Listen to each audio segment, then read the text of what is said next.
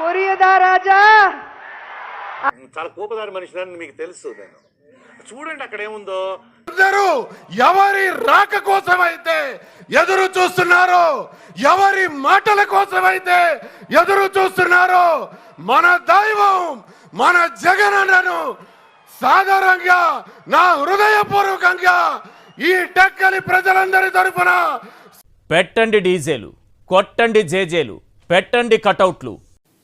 పెద్ద పెద్ద వాళ్ళ కూటమి ఇది.